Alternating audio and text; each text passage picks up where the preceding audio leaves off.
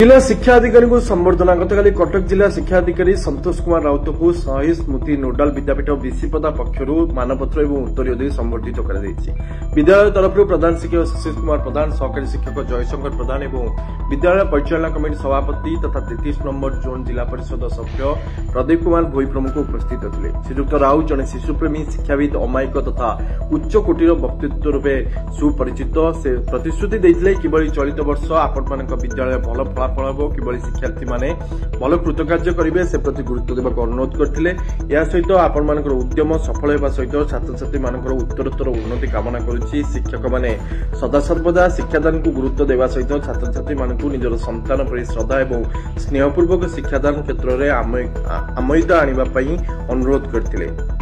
तेबे केउमली भाव में कटक जिले में शहीद स्मृति नोडाल विद्यापीठ सर्वप्रथम हो पार शिक्षक मैंने से चेष्टा करेंगे और जहाँ साहाय्य दरकार से करेंगे प्रतिश्रुति देवा सहित निज वक्तव्य कहते। कटक जिला बारंग ब्लॉक प्रकाश कुमार भोई रिपोर्ट निर्भीक खबर।